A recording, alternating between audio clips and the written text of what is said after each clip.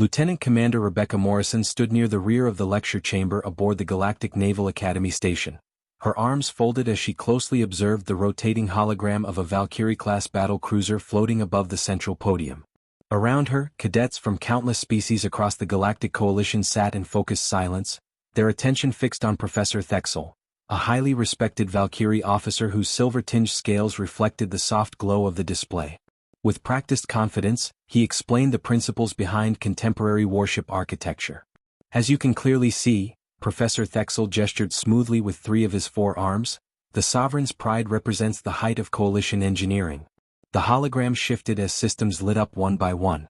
Triple-layered energy shielding, quantum-locked hull plating, and multiple redundant power cores positioned strategically throughout the vessel. Rebecca leaned forward slightly, her engineering instincts dissecting every element. Something felt off. The professor continued confidently, explaining that armor density followed long-standing doctrine. Maximum protection is allocated to command decks, engineering bays and primary weapons systems. This configuration has served the Coalition successfully for over 3,000 cycles. Rebecca raised her hand. Thexel paused mid-motion, his vertical pupils narrowing ever so slightly.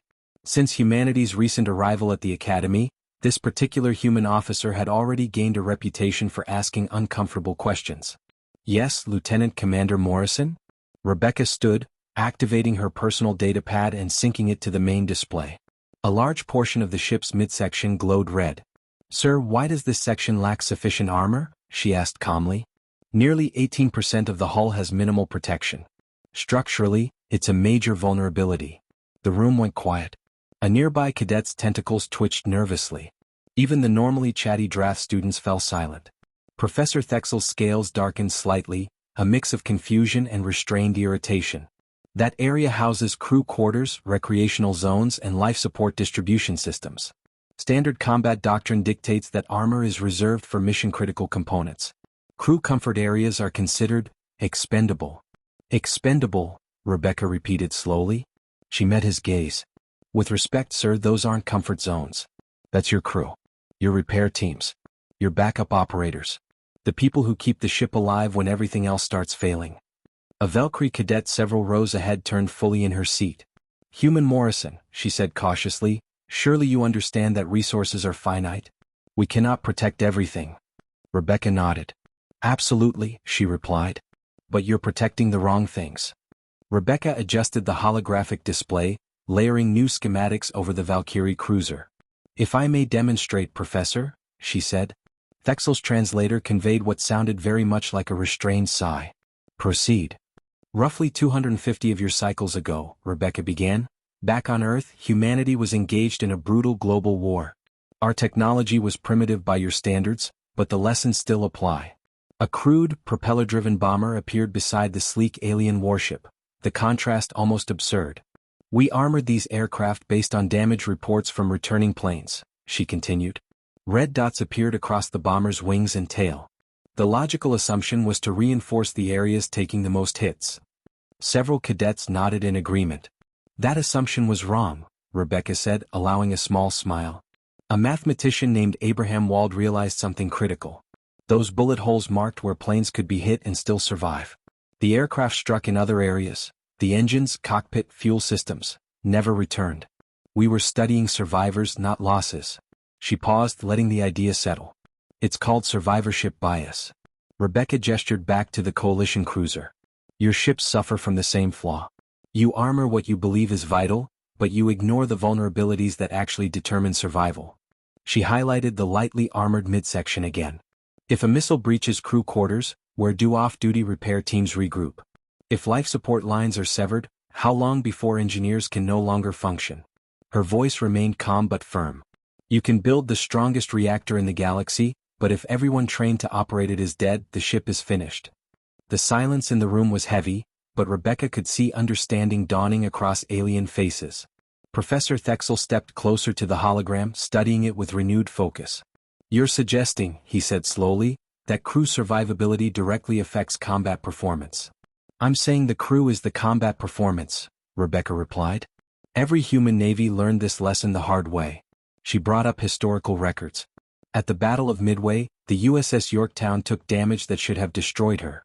She stayed operational for 2 additional days because her crew could reach damaged sections, because life support stayed active, because we protected people, not just machinery. Human ship designs replaced the alien cruiser. We lack your advanced shields and exotic alloys, she admitted. So we compensate differently. Rebecca expanded the schematics of modern human vessels. We armor crew passageways, she explained. Life support systems are segmented and redundant. Damage control stations are distributed throughout the ship and protected. Medical bays can function as secondary command centers if needed. A draft cadet raised a claw. Human Morrison, does this not weaken your weapons systems and engines? Marginally, Rebecca answered honestly. But a ship with a living crew can withdraw, repair, and return to battle. A ship with a dead crew is just a very expensive coffin, regardless of how well armored the reactor is. She met Professor Thexel's gaze directly. Wars aren't won by ships. They're won by the people inside them. The professor remained silent for a long moment. His scales shifted through subtle colors Rebecca hadn't yet learned to interpret. Finally he spoke. Class dismissed. The room erupted in quiet murmurs as students filed out, whispering among themselves. Humans armor their crew quarters. Primitive, perhaps, but effective. Maybe our doctrine needs revision. Professor Thexel turned back to Rebecca. Lieutenant Commander Morrison, please remain. I believe the Coalition Naval Design Bureau will want to hear more about this survivorship bias. As the last cadet exited, Rebecca reflected on the countless names engraved on memorials back home. Sailors, pilots, soldiers, people who never returned. We learned something through centuries of war, Professor, she said quietly. People can't be replaced. Ships can. The professor nodded slowly, his translator carrying genuine respect. Your species endured great violence before reaching the stars. We often wondered what knowledge you would bring from such a past. Rebecca looked once more at the warships visible beyond the viewport, powerful, elegant, and suddenly fragile in her eyes. We learned to survive, she said. And to make sure the next generation survives better. Outside the viewport, Coalition warships drifted in perfect formation against the endless starfield, symbols of power, order, and technological mastery. Yet as Rebecca stood there, she could no longer see them as invincible. Their beauty masked a flaw no one had questioned until now. Professor Thexel was already composing a message on his datapad, transmitting Rebecca's analysis to the Coalition Naval Design Bureau. His posture had changed. Where there had once been certainty, now there was curiosity and concern. Indeed, he said softly. Your argument has merit. Rebecca exhaled slowly. She hadn't intended to challenge centuries of doctrine when she raised her hand. She'd simply seen a problem and spoken up, something humans had learned to do, often the hard way. The professor turned back to the hologram of the Valkyrie cruiser. This time he highlighted the crew sections instead of the reactors. We have always believed technology to be the foundation of victory, he said.